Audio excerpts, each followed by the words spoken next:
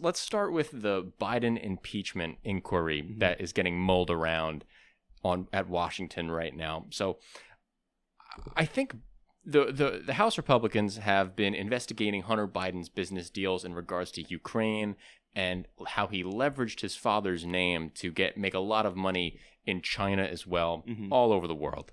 And basically just hardcore nepotism trading on Biden's name. Yeah. The House Republicans are suggesting that Biden is also in on Hunter's deals, that Biden is trading policy favors based off of these deals, and on that account, they're going after with the impeachment.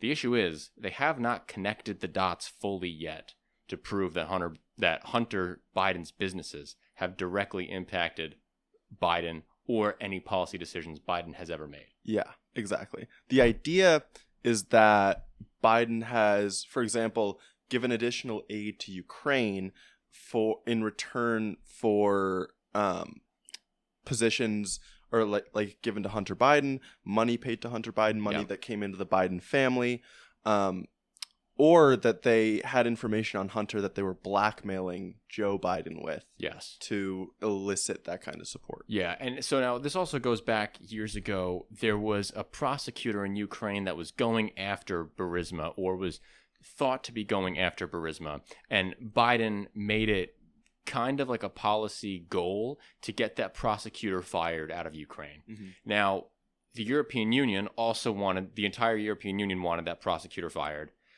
and as well as the entire United States government, because of that prosecutor's suspected corruption.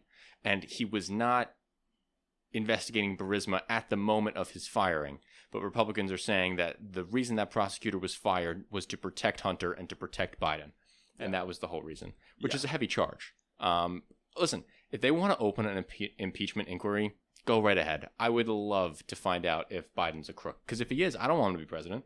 Exactly. Right? It seems so unlikely, but also like that is what they would want us to think. Right. So I agree with you. I think the consensus that I've read is that the evidence is pretty flimsy. Yeah. Is that this all kind of points in the direction of maybe there's something wrong, but nothing that has been uncovered thus far is a smoking gun. Right. And like, look, is it wrong to trade off your famous father's political name? Yes. But you know who else did that? Ivanka Trump and Jared Kushner, right? The amount of money that they raked in during the Trump years. Like, we're talking multi-billion. Like, at least Jared Kushner made $2 billion off of deals with Saudi Arabia.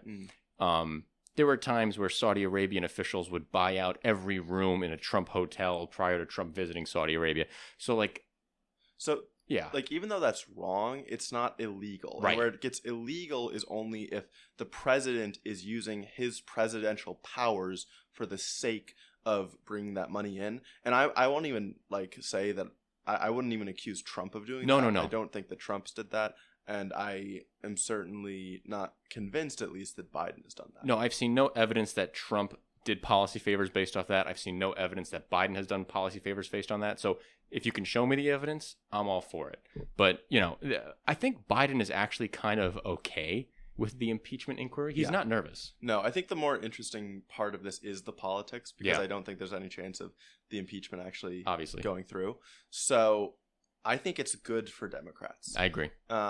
Because the general political gamesmanship of trying to tarnish the other side, I think, just plays badly upon independent voters specifically. Totally.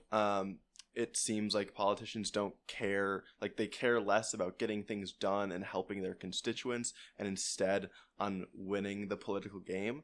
And I think impeachment is a great example of that. I think it played against the Democrats to try to impeach Trump during his term, and I think it'll do the same thing to the Republicans now. I mean, we have a good example with Bill Clinton in the 90s when they were impeaching him for the Monica Lewinsky scandal. His approval rating shot through the roof, and he actually performed better after impeachment than he was going to.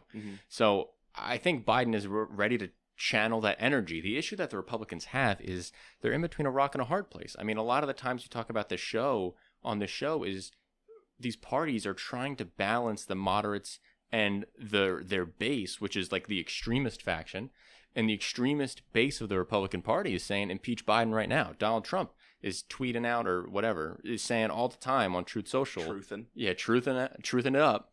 Like, you need to impeach Biden. He's a crook. Get him out of there, or our country's going to fade away. I think that was his quote, right? So it's just hard. And I don't know. I think McCarthy is even reluctant to do it at this point. Yeah, what I've also read is that McCarthy might be reluctant to do it, but McCarthy thinks it might be a way to placate the extreme base, while also not allowing the government to shut down. That's perfect. Fall. That's exactly what it is. I'm so glad you said that, because I also saw a hard right Republican, I wish I remembered his name, he's in the Freedom Caucus, who was actually saying that McCarthy was using the impeachment inquiry to get his vote on not shutting the government down, which is actually really good political maneuvering for McCarthy, because I think a government shutdown is worse than an impeachment.